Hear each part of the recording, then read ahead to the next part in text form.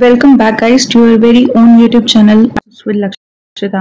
आप सभी का एक बार फिर से स्वागत है मेरे YouTube channel grammar concepts with Lakshita में।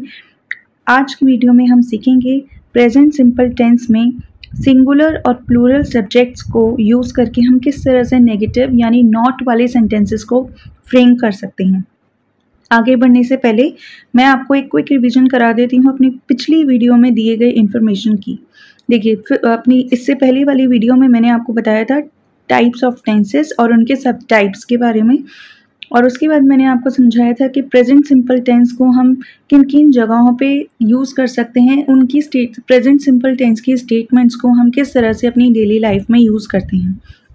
First was habitual action, then unchanging situations, third was general truth, fourth was fixed arrangement, fifth was emotions and wishes, and sixth was instructions or directions। उसके बाद मैंने आपको बताया था rule number 1, singular subject का अगर हम यूज़ करें प्रेजेंट सिंपल टेंस में तो उसके साथ वर्ब की हमेशा फर्स्ट फॉर्म हम यूज़ करेंगे, और वर्ब की फर्स्ट फॉर्म के साथ हम लगाते हैं एस या ई एस और उसके बाद ऑब्जेक्ट। एग्जाम्पल्स मैंने आपको दिए थे, she walks straight, he eats chocolates, Daniel writes a letter. Similarly rule number 2 जो है वो प्लूरल सब्जेक्ट का है और इसके साथ वर्ब की फर्स्ट फॉर्म लगती है और ऑब्जेक्ट सेंटेंस में at the end of the sentence हम लगाते हैं। यहाँ पे मैंने आपको एग्जांपल्स दिए थे, they walk straight, George and Riya eat chocolates and we write a letter. आज हम सीखेंगे rule number 3 of present simple tense singular subjects which we want to use to say no or to express negation, यानी not का use हम किस तरह से करें सिंगुलर सब्जेक्ट में प्रेजेंट सिंपल टेंस के अंदर देखते हैं। तो सिंगुलर सब्जेक्ट के साथ सबसे पहले हम लगाएंगे does not, then comes the verb की फर्स्ट फॉर्म और उसके बाद ऑब्जेक्ट। बहुत सिंपल है, singular subject does not, first form of the verb and then object. Example, मैं वही एग्जाम्पल्स रिपीट करूंगी जो मैं पहले कोट कर चुकी हूँ ताकि आपको एक स्ट्रक्चर समझ आ जाए सेंटेंसेस का। और आप चाहें तो कमेंट सेक्शन में मुझे कमेंट करके अपने फॉर्म किए न्यू सेंटेंसेस, न्यू स्टेटमेंट्स आप मुझे ज़रूर बताइएगा।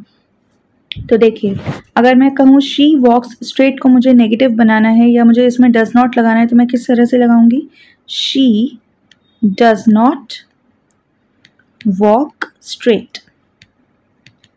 अब आपको यहाँ पे ये नोट करना है कि मैंने यहाँ पर डज नॉट लगा दिया तो वर्ब के साथ यानी वर्ब की फर्स्ट फॉर्म के साथ मैंने अब एस या ई एस नहीं लगाया है। बहुत सारे बच्चे और बड़े भी कभी कभी इनफैक्ट ये गलती कर देते हैं कि डज नॉट भी लगा देते हैं और वर्ब की जो फॉर्म होती है फर्स्ट फॉर्म उसके साथ एस या ई एस भी लगा देते हैं, क्योंकि ये हमें बताया जाता है प्रेजेंट सिंपल टेंस के रूल्स में सिंगुलर सब्जेक्ट के साथ। लेकिन जब हम डज नॉट लगाते हैं सेंटेंस में यानी नॉट वाले सेंटेंसेस बनाते हैं तो वहाँ पे हम सिंगुलर सब्जेक्ट के साथ वर्ब की फर्स्ट फॉर्म नहीं लगाते। ओके, तो एग्जाम्पल हो जाएगा, she does not walk straight. Similarly I can say he does not eat chocolates. और इसी तरह से अगर मैं इसी सेंटेंस को नेगेटिव बनाऊं तो क्या हो जाएगा, Daniel does not write a letter. Okay, चलिए अब ऐसा ही रूल क्या होगा प्लूरल सब्जेक्ट के लिए देखते हैं। देखिए, प्लूरल सब्जेक्ट के साथ हम डू नॉट लगा देंगे और बाकी का स्ट्रक्चर बिल्कुल सेम रहेगा।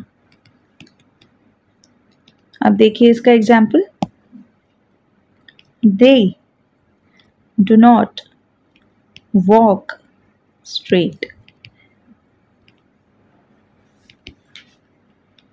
George and Ria do not eat chocolates। अब आप बताइए कमेंट सेक्शन में जल्दी से, वी राइट अ लेटर को नॉट की फॉर्म में यानी नेगेटिव फॉर्म में या नेगेशन की फॉर्म में हम किस तरह से लिखेंगे। जल्दी से कमेंट सेक्शन में कमेंट करके बताइएगा।